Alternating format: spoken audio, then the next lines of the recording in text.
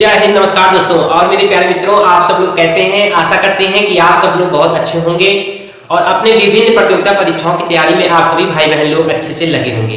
दोस्तों, आज के इस नए वीडियो में आप सभी भाई बहन लोगों का हार्दिक स्वागत एवं अभिनंदन है।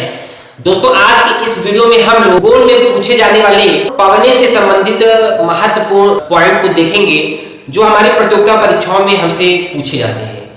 दोस्तों, यह वीडियो आपके लिए बहुत ही इंपॉर्टेंट और बेनिफिशियल बनने वाला है, क्योंकि इस वीडियो के माध्यम से आपको वह महत्वपूर्ण जानकारियां मिलेंगी जो हमारे प्रतियोगिता परीक्षाओं में पवने, जो हमारा भूगोल का महत्वपूर्ण टॉपिक है, उससे संबंधित जो हमारे प्रश्न मिलेंगे उत्तर प्रदेश के स्पेशल टॉपिक में, उसमें से महत्वपूर्ण पॉइंट को हम लोग समझेंगे कि पवने पूरे विश्व में कितने प्रकार की होती हैं, स्थानीय पवने कितने प्रकार की चलती हैं, और दोस्तों ये पवने कब कब आती हैं और किस अक्षांश से कौन सी पवने आती हैं, तमाम कुछ। यह वीडियो आपके लिए बहुत ही इंपॉर्टेंट बनाने वाला हूं, तो इस वीडियो को दोस्तों ज्यादा से ज्यादा शेयर करके, यदि आप मेरे इस चैनल पे नए हैं तो इस चैनल को सब्सक्राइब करके बेल आइकन दबा दीजिए, क्योंकि मैं प्रतियोगिता परीक्षाओं से संबंधित विषय पर वीडियो लाता ही रहता हूं। दोस्तों चलिए अब हम लोग देर न करते हुए आज का यह इंपॉर्टेंट टॉपिक पवने को समझते हैं कि पवने कितने प्रकार की होती हैं और किस प्रकार की पवने किस क्षेत्र में प्रवाहित होती हैं। तो दोस्तों यह वीडियो हम लोग शुरू करते हैं। दोस्तों पवने किसे कहते हैं? पवन, हवा। तो दोस्तों पवन जो होता है, वायु में क्षैतिज संचलन जो होता है उसे हम पवन कहते हैं। जो वायु में क्षैतिज संचलन होता है उसे दोस्तों हम पवन कहते हैं। अगर आपसे पॉइंट पूछे कि दोस्तों गैस किसे कहते हैं, तो दोस्तों गैस क्या होता है? तो दोस्तों oxygen, helium, neon, carbon dioxide, CO2, ये सब क्या है दोस्तों? गैस है। ये सब दोस्तों गैस है और ये गैसों के रासायनिक सूत्र हैं O2, He, Ne और CO2।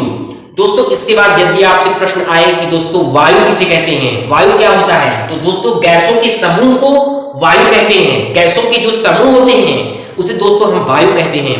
और दोस्तों पवन को हम लोग अभी बताया कि दोस्तों वायु में क्षैतिज संचलन जो दोस्तों होता है उसे दोस्तों हम पवन कहते हैं या हवा कहते हैं। और अब दोस्तों बात आती है कि पवनें कितने प्रकार की होती हैं और पवनों के कितने प्रकार हमें देखने को मिलते हैं। तो दोस्तों पवनें दो प्रकार की होती हैं। एक होती है दोस्तों स्थायी पवन और एक होती है दोस्तों अस्थायी पवन। वे पवनें जो कि निश्चित दिशा एवं निश्चित क्षेत्र में वर्ष पर्यंत चलती हैं, वे पवनें दोस्तों स्थायी पवनें कहलाती हैं। और दोस्तों वे पवनें जो साल पर्यंत, वर्ष पर्यंत निश्चित दिशा एवं निश्चित क्षेत्र में नहीं चलती हैं, वे पवनें अस्थायी पवनें कहलाती हैं। जो वर्ष पर्यंत निश्चित दिशा एवं निश्चित क्षेत्र में नहीं चलती हैं। दोस्तों स्थायी पवन कितने प्रकार की होती है? तो दोस्तों ये 3 प्रकार की होती है। स्थायी पवनें 3 प्रकार की होती हैं: व्यापारिक पवनें, पछुआ पवनें और ध्रुवीय पवनें। अभी इसे हम क्रमशः समझाएंगे आपको डिस्क्राइब करके कि ये सब पवनें किस क्षेत्र में, किस वायुदाब पेटी में प्रवाहित होती हैं, इसे अभी हम आगे समझाएंगे। तो दोस्तों स्थायी पवनें 3 प्रकार की होती हैं: व्यापारिक पवनें, पछुआ पवनें और ध्रुवीय पवनें। अब दोस्तों आती है बात अस्थायी पवनें। तो दोस्तों अस्थायी पवनें कितने प्रकार की होती है? तो दोस्तों मानसूनी पवनें, स्थानीय पवनें और समीर जो दैनिक पवनें हैं। अब दोस्तों मानसूनी पवनों में 2 प्रकार की पवनें आती हैं। एक दोस्तों ग्रीष्मकालीन पवनें होती हैं और एक दोस्तों शीतकालीन पवनें होती हैं। और दोस्तों स्थानीय पवनों की बात आती है तो दोस्तों स्थानीय पवनें गर्म भी हो सकती है और ठंडी भी हो सकती है। वो दोस्तों वातावरण के हिसाब से होती है कि कैसा वहां का वातावरण है। अगर दोस्तों उस क्षेत्र का वातावरण गर्म है तो वहां दोस्तों गर्म पवनें प्रचलित होंगी, प्रवाहित होंगी। और दोस्तों यदि उस क्षेत्र का वातावरण ठंडा है तो वहां दोस्तों ठंडी पवनें प्रचलित होंगी, प्रवाहित होंगी। अब दोस्तों समीर जो दैनिक पवनें हैं वो कितने प्रकार की हो सकती हैं? तो दोस्तों एक होता है स्थल समीर जो कि मैदानी क्षेत्र में हवाएं बहती हैं, उसे दोस्तों स्थल समीर कहते हैं। और दोस्तों समुद्री समीर जो कि समुद्र में हवाएं बहती हैं, उसे दोस्तों समुद्री पवनें कहते हैं। और दोस्तों पर्वत समीर जो कि पर्वत के क्षेत्र में बहने वाली हवाएं होती हैं, उसे दोस्तों पर्वत समीर कहते हैं। और दोस्तों घाटी समीर जो कि 2 पर्वतों के बीच में बहने वाली हवाएं होती हैं, उसे दोस्तों हम घाटी समीर कहते हैं। ठीक है दोस्तों, अब बात आती है दोस्तों ग्रीष्मकालीन पवनें किसे कहते हैं? दोस्तों जो पवनें सागर से समुद्री क्षेत्र से स्थल की तरफ जो पवनें प्रवाहित होती हैं उसे दोस्तों ग्रीष्मकालीन पवनें कहते हैं। और दोस्तों सागर से स्थल के तरफ बहने वाली पवनें ही वर्षा के लिए प्रमुख रूप से उत्तरदायी होती हैं। दोस्तों सागर से जो कि समुद्र से स्थल की तरफ बहने वाली जो पवनें होती हैं वो दोस्तों वर्षा के लिए प्रमुख रूप से उत्तरदायी होती हैं। और दोस्तों जो पवनें स्थलीय क्षेत्र से सागरीय क्षेत्र यानी समुद्री क्षेत्र में बहती हैं उसे दोस्तों हम शीतकालीन पवनें कहते हैं। और दोस्तों यह पवनें वर्षा के लिए प्रमुख रूप से उत्तरदायी नहीं होती हैं, तो दोस्तों इसे हम शीतकालीन पवनें कहते हैं जो स्थलीय क्षेत्र से समुद्री क्षेत्र की तरफ प्रवाहित होती हैं। दोस्तों गर्म और ठंडी पवनें हमने आपको बताया कि ये दोस्तों वातावरण के हिसाब से जहां दोस्तों गर्म वातावरण है वहां दोस्तों गर्म हवा प्रचलित या प्रवाहित होती है, और जहां दोस्तों ठंडा क्षेत्र है वहां दोस्तों ठंडी पवनें प्रवाहित होती हैं। अब दोस्तों बात आती है व्यापारिक पवनें, पछुआ पवनें और दोस्तों ध्रुवीय पवनें। तो हम इन तीन पवनों को इस दिए गए मैप के माध्यम से मैं आपको पूर्णतः समझाने का प्रयास करूंगा। दोस्तों ये दोस्तों भूमध्य रेखा है 0 डिग्री अक्षांश जो कि भूमध्य रेखा क्षेत्र का आता है। दोस्तों यह रेखा 0 डिग्री अक्षांश को भूमध्य रेखा अथवा विषुवत रेखा हम लोग कहते हैं। अब दोस्तों इसके ऊपर दोस्तों 5 डिग्री जो नॉर्थ होता है उसे दोस्तों हम कर्क रेखा कहते हैं।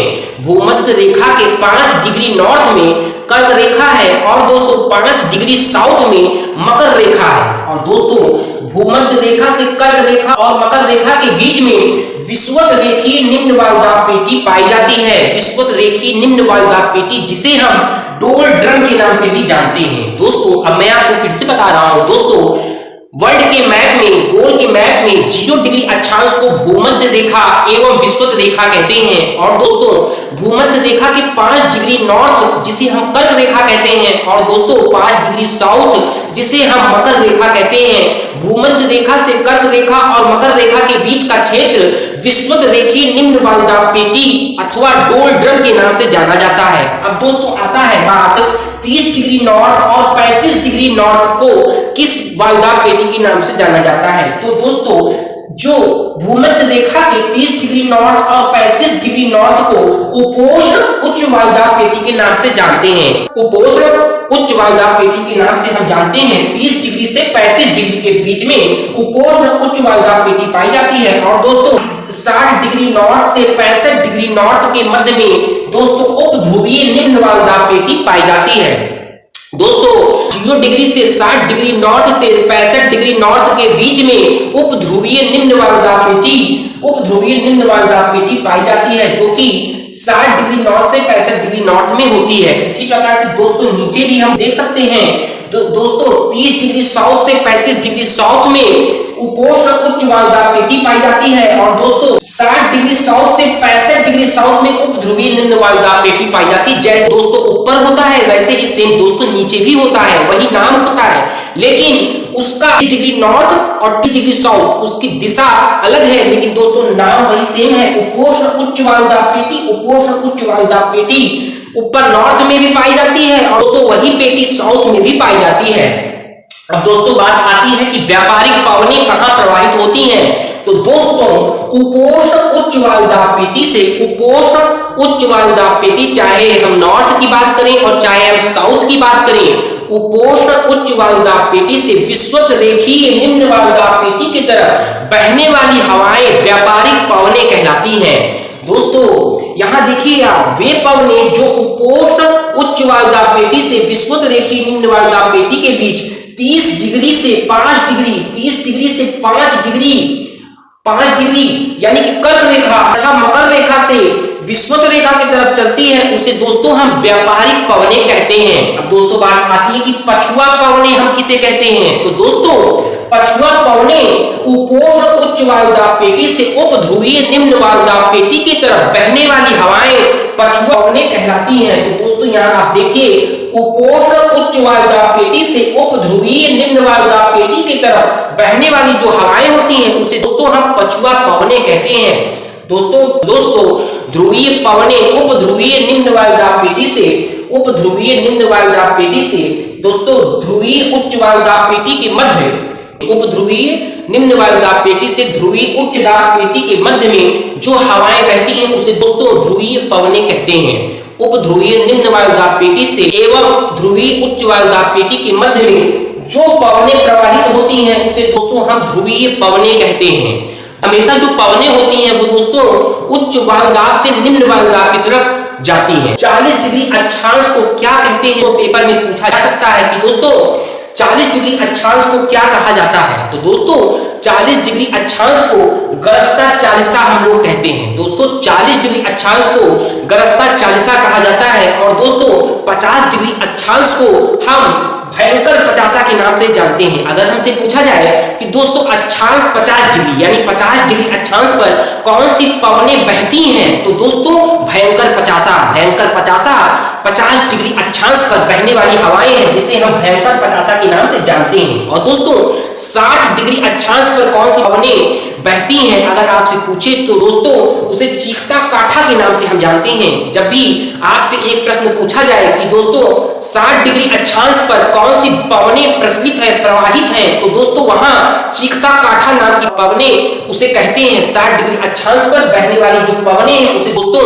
चीखता काठा के नाम से जाना जाता है। इस वीडियो में हम लोग विभिन्न प्रकार के पवनों के संदर्भ में इस वीडियो में क्रमशः मैंने आपको संदर्भित करने का प्रयास किया है। दोस्तों यह वीडियो आपके लिए काफी बेनिफिशियल है, तो आप दोस्तों इस वीडियो को अपने दोस्तों को ज्यादा से ज्यादा शेयर करिए। और यदि आप इस चैनल पे नए हैं तो दोस्तों इस चैनल को सब्सक्राइब करके बेल आइकन दबा दीजिए, क्योंकि मैं प्रतियोगिता परीक्षाओं से ही संबंधित विषय पर वीडियो बनाता ही रहता हूँ। वीडियो पे दोस्तों अंत तक बने रहने के लिए बहुत बहुत धन्यवाद। आपका दिन शुभ हो। जय हिंद, वंदे मातरम।